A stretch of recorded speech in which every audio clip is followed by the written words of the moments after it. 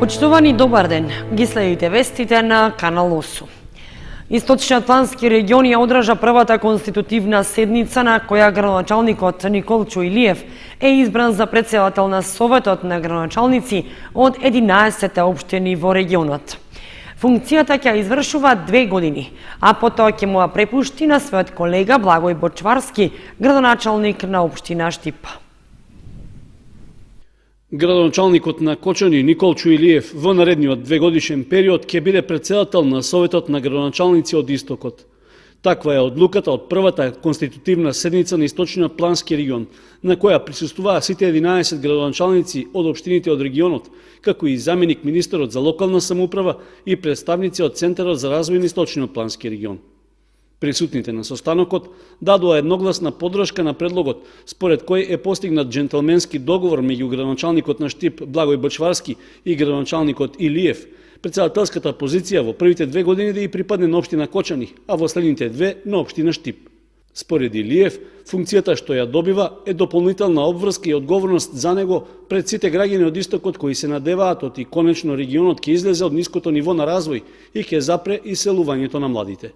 Очекувањата на граѓаните од Истокот, како веројатно и од цела Македонија, се големи, затоа од тука и нашите обврски ќе бидат многу големи. Моите очекувања за добра соработка од моите колеги исто така е овде. Јас ќе бидам прв премеѓу еднаквите, кој ќе се бори за секој проект, за секој една идеја која ќе допринесе за подобар живот и подобар развој на Истокот, кој е подолго време запоставен.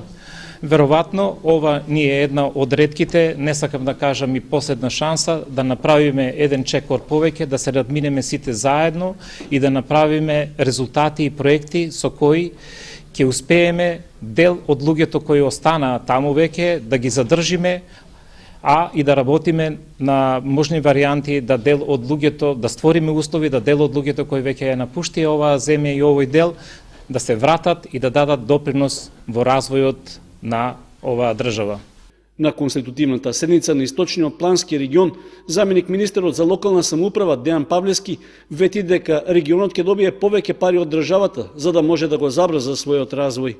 Министерството за локална самоуправа заедно со Бирото за рамномерен регионален развој за 2018 година ќе издвојат значително повеќе средства наменети за рамномерен регионален развој, од прилика околу 6 милиони евра. Меѓутоа, во исто време сакам да посочам дека владата на Република Македонија ќе работи напорно во наредниот период да ги алоцира средствата од сите министерства кои што ќе се издвојуваат токму за рамномерен регионален развој и по критериуми кои што ќе значат помагање на оние региони на кои што и навистина им треба најмногу помош. Павлевски рече дека очекува наскоро да се постигне и предвидената сума според Законот за рамномерен регионален развој, која треба да изнесува 1% од БДП, односно околу 100 милиони евра. Тој додаде дека најголеми разлики во развојот има меѓу главниот град и другите региони во државата, но и меѓу урбаните градски и руралните селски средини, поради што апелираше до градоначалниците да внимаваат на ваквиот проблем, за да се намали иселувањето на населението. Со цел да се зголеми свеста кај учениците за заштеда на електричната енергија и да се грижат повеќе за животната средина, Центарот за развој на Источниот плански регион организира промотивна кампања во рамките на проектот Зелени згради за заедничка зелена иднина. Активноста се спроведе со учениците од 5 оделение од Основното училиште Никола Карев. Центарот за развој на Источниот плански регион Штип во рамките на проектот што се реализира во општина Кочани, Зелени згради за заедничка зелена иднина, во училишниот двор на Основното училиште Никола Карев организираше промотивна кампања за сите ученици од 5 оделение. Целта е да се потикне до учениците да преземат акции за заштеда на електрична енергија и вода, да користат помалку пластика, да се грижат за животната средина, да рециклираат отпад и да се подигне свеста за глобалните климатски промени. Главна инфраструктурна активност е реконструкцијата на општинската зграда на општина Кочани. Меѓутоа, во рамки на истиот е предвидено и да се спроведат вакви едукативни вежби со најмладите, поточно со учениците од 5 оделение, таргет група се 5 оделенците. Изберени се 3 школи во општина Штип, основното училиште Тоша Арсов, во Кочани денес Никола Карев и утре сме во општина Берово во основното училиште Дедо Илјума Лешевски. Поентата на целата оваа активност е најмладите да се запознаат со тоа што е зелени мерки, како ние можеме да придонесеме во зачувување и заштита на животната средина, кои активности можеме по дома да ги превземеме, како можеме да влијаеме на ние за да ја заштитиме нашата средина. Исто имат интересни примери, бидејќи бев дел од првите работилници, почвата, колку треба да биде топлината, за кои култури, каква топлина на почва, рециклирање, што е тоа рециклирање, така да мислам дека за децата од 5 оделение не случајно сте изберени, ова се интересни моменти. Преку проектот, учениците преку игра и забава имаат можност да го зајакнат своето знаење и вештини за тоа како да се справат со климатските промени и еколошки прашања поврзани со истите. За реализација на оваа активност обезбедено е специјално опремено возило, адаптирано за презентација на сите зелени мерки за енергетска ефикасност да се лоцира во ученичните дворови и учениците од 5 оделение по групи да можат истото да го посетат. Проектот Зелени згради за заедничка зелена иднина е финансиран од првиот повик на Интеррек ИПА преку гранична соработка меѓу Република Македонија и Република Бугарија. Зголемени контроли и санкции против прекршителите на законските прописи, најавува сообраќајната полиција. Влошената безбедност на патиштата, но и на улиците во населените места е причина за повик до учесниците во сообраќајот да ги почитуваат одредбите. Зголемениот број сообраќајни несреќи, што во последните неколку недели се случија во регионот, го вклучија алармот кај надлежните полициски органи за засилена контрола врз возачите и останатите учесници во сообраќајот. Анализите покажале дека непочитувањето на законските прописи за брзина на движење на возилата, голем дел од незгодите, освен со материјална штета кај возилата, завршиле и со сериозни телесни повреди за возачите и нивните сопатници.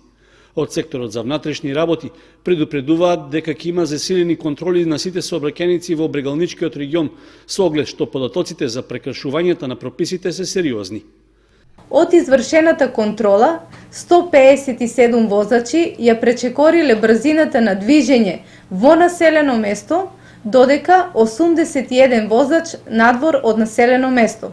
Санкционирани се вкупно 238 возачи кои што го сториле овој прекршок, што укажува на фактот дека дел од возачите не ги почитуваат сообраќајните правила и прописи. Црната сообраќајна статистика го става Кочани во врвот на источниот регион. На пошироката територија на регионот пак, од почетокот на овој месец се случиле десетина потешки сообраќајни несреќи поради брзото возење и несовесноста на возачите во почитувањето на сообраќајните прописи. Последниот судир на автомобил и автобус кај Облешево, во кој имаше 4 повредени и беше предизвикана голема материјална штета. Од полицијата велат дека треба да биде сериозно предупредување до сите кои управуваат моторни возила, оти треба внимателно да се однесуваат на патиштата.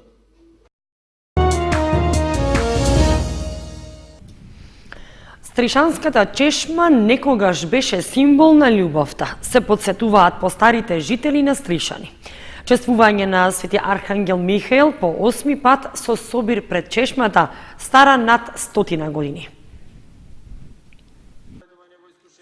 Со реновирањето на Стришанската чешма пред 8 години се возобновија и празничните собири. Жителите на Стришани и други кочанци се собраа на чествување на празникот Свети Архангел Михаил, заеднички да му одадат почит на ангелот кој е нивен заштитник. Годинава тројцата кумови на славата организирале и направиле богата трпеза, која што ја благословија свештениците од Кочанскиот храм. Особено ми е чест и задоволство да сум кума, ради тоа што имам на оваа чешма, го имам поминато своето детство. Се надевам дека ова традиција ќе продолжи и понатаму на идните поколенија и би сакала да бидеме до година уште помногу бројни, особено бројот да се зголеми на стришанчани. Би сакала да ја поздравам јавно тетка Милка Сарева Панчева која што денес од оправдани причини не е присутна, меѓутоа има голема заслуга во целата ова манифестација со години натам. Нека ни е среќен и вековит денешниот празник и нека дава здравје на сите, среќа и берекет. Чест и задоволство е повторно да се биде кум на оваа манифестација. Ова е мое второ кумство поред. Ова место во минатото било сведок на големи дружби. Ова представувало срцето на градот, било сведок на многу нови пријателства, на многу нови другарства, на многу нови љубови и имаме задоволство за да продолжиме оваа манифестација. Воедно сакам да искористам оваа прилика на сите оние кои имаат куќна слава, да им го честитам именденот, да им посакам многу здравје, среќа, љубов и да им го честитам и кумството на новите кумови. Најпрво да ни е за многу години празникот денешниот. Еве традиционално на Стришанска чест му одржува се оваа средба на населението во Стришан, иначе ова е едно историско место и и на следните генерации пожелуваме да одржуват вакви манифестации, бидејќи ова е една манифестација каде што во денешно време ретка прилика дека луѓето може да се сплотат, да си разменат мислење, да евоцират спомени пред се на ова место, бидејќи ова е едно место каде што многу генерации се укрстувале како од централното градско подрачје, така и од рудовната средина. Стришанската чешма останува символ на малото кога некогаш тука произлегувале првите љубови, собирања и средби, кои за секогаш останале во сеќавањата на постарите жители. Кочанскиот православен храм Свети Великомачени Ѓорги ги поддржува ваквите собири и свештениците го пресекоа и благословија празничниот колач. Неколку мина се јавија за кумови за идната година, а жителите си порачаа до година собирот да биде уште помасовен, а традицијата да продолжи. Храмот посветен на Свети Архангел Михаил во Виница го одбележа празникот и 47 годишнината од возобновувањето на истиот. По тој повод се одржа света божествена литургија на која учествуваше митрополитот Брегалнички Иларион во сослужение на свештенослужители од Брегалничката епархија. Со молитви подкрепени од црковниот хор Свети Јован Кукузел, православните верници го славеа водичот на сите небесни сили, Свети Архангел Михаил, празник на истоимениот храм во Виница. Со света архиерејска литургија со која учествуваше митрополитот Брегалнички Иларион и свештеници од Брегалничката епархија, верниците се помолија за здравје, среќа и берекет. Владиката Иларион, честитајќи му го мандатот на новиот градоначалник Ивица Димитров, упати апел до присутните да ги следат Божите заповеди и да се молат во Божите храмови. Секој човек при своето крштевање добива ангел пазител, кој што постојано е со човекот и кој што постојано десната страна стои, се моли за стапува пред Бога, но исто така човекот е создаден со слободна волја, пак ангелот има задолжение да се грижи за таа душа и тој ангел секој пат му советува на човекот да прави добро, да прави она што Бог го посакува, она што е богоугодно, она што е евангелско, она што светите оци го надмина и постигна и добија блаженство и царство небесно. Ние не го гледаме ангелот пазител, но многу пати го чувствуваме и самите откако ќе размислите, ќе утврдите дека навистина постои ангелот пазител околу нас, кога ние сме во некоја неволја или пак во некоја расправија, едната страна ни вели мирно и смирено да го надвладееме тоа со трпение, а пак од другата страна ни советува лукавиот, кој што ни вели да возвратиме со зло, со шлаканици, со ругање и со било какви работи кои што му се одвратни на Бога и кои што не оддалечуваат од Бога и кои што не прават да сме Христови.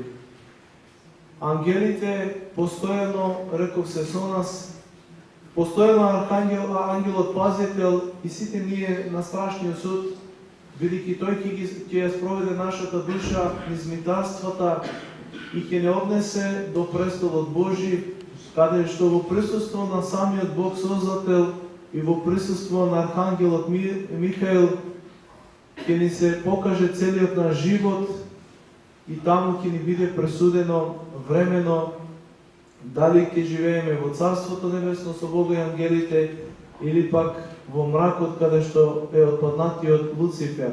Храмот Свети Архангел Михаел како ново издание е возобновен 1970 година на темелите на Старата црква, за која пишани документи нема, но според сведочењата е градена далечната 1858 година.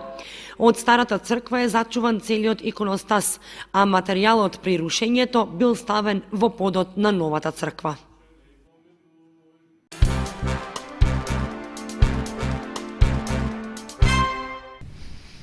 Етновешта жена по пети пат во Кочани. Жените повторно ќе покажат својата вештина и хуманост и ќе подготват традиционални убави трапези. Манифестацијата од годинава добива и поинаков карактер со вклучување на деца со изработки од пластелин. Етновешта жена по пети пат се организира во Кочани. Годинава ќе се одржи на 24 ноември во 19 часот во ресторан Амор во Кочани, а ќе учествуваат вешти жени од Кочани, Виница и Македонска Каменица. Ќе има гости и од Пехчево. Годинава за прв пат ќе биде збогатена со учество на деца кои ќе изработуваат ракотворби со пластелин. Ќе учествуваат дечиња од 4-то и 5-то одделение кои ќе бидат ракотворни и ќе со пластелин ќе прават фигури. Така да тие фигури ќе бидат продавани и средствата ќе бидат наменени за дечињата што ќе учествуваат, за имаат еднодневна екскурзија, еднодневна прошетка која ќе биде од надпреварувачки карактер. Инаку секоја општина ќе прави посебна маса, дали ќе биде у етно стил или секој ќе си стави име на масата. Нема да биде поединечна, групна ќе биде групна од Кочани, групна од Виница, од општината. Од пред 5 години манифестацијата Етновешта жена започна да се организира и во Кочани и доби регионален карактер. Преку убаво подготвени трпези со традиционални јадења, жените ја покажуваат својата вештина во подготовка на разни специјалитети од храна.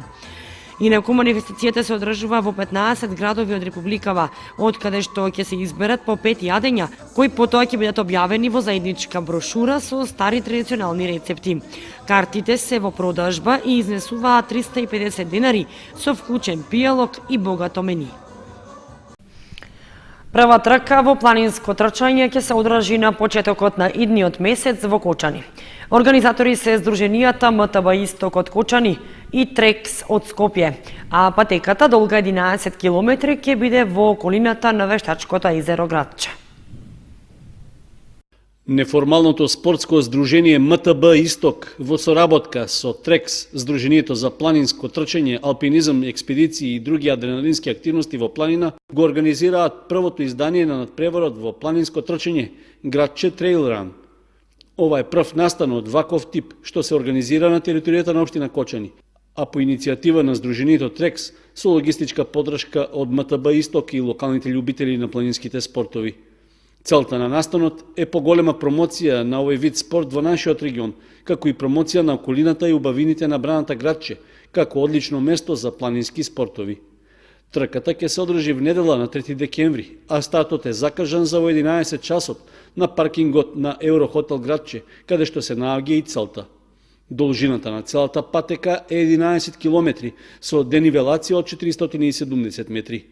Патеката ќе биде целосно маркирана со црвено-бели ленти и ќе се протега од паркингот на Еврохотел Градче, ќе поминува покрај водопадите на Голема река, покрај селата Горно и Долно Градче, како и локацијата каде што се одржува манифестацијата Мактеон, а потоа завршува околу браната Градче. Предвидено е да има една контролна точка и освежителна станица на 5,5 километри. Пријавувањето за настанот е на линкот на веб страницата на Сдруженијето Трекс, а пријавата за учество е со символична цена од 100 денари. Организаторите ги повикуваат сите љубители на планинско трчање и оние кои сакаат да пешачат и да поминат прекрасен ден во природа, да се пријават и да учествуваат во настанот. За најдобрите во машка и женска конкуренција следуваат медали и дипломи.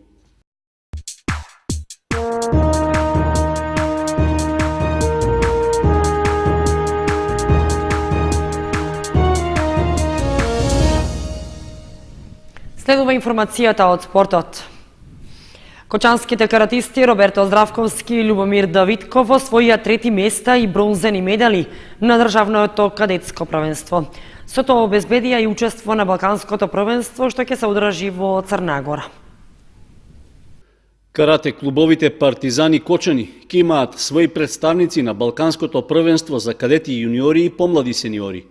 Со оглед што на државното изборно првенство во кадетска конкуренција што се одржа деновиве, каратистите Роберто Здравковски и Љубомир Давидков освоија трети места, обезбедија и учество на надпреварот на најдобрите од балканските држави. Бронзениот медал Здравковски го освои во својата категорија до 54 килограми, додека пак Давидков се надпреваруваше во категоријата до 70 килограми. Со освоените трети места, тие се стекнаа со право да ги бранат боите на македонската репрезентација на предстојната Балканијада, потврдувајќи го успехот на недомнешниот турнир во Скопје, каде беа првопласирани и освоија златни медали. Според веќе официјалните податоци, Балканското првенство за кадети, јуниори и помлади сениори ќе се одржи од 8 до 10 декември во црногорскиот град Херцег Нови, а конкуренцијата ќе биде исклучително силна. Организаторите најавуваат учество на 12 репрезентации со над 900 каратисти, а првенството ќе биде и последна проверка за младите спортисти пред Европското карате првенство, што во почетокот на февруари до година ќе се одржи во рускиот град Сочи.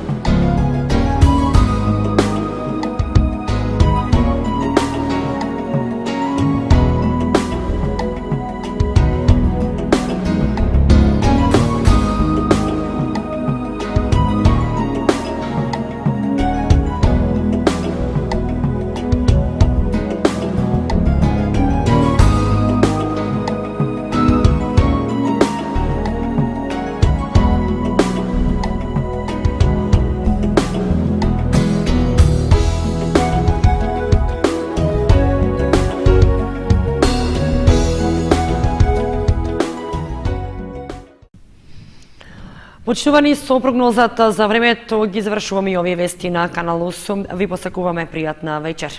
Довидување.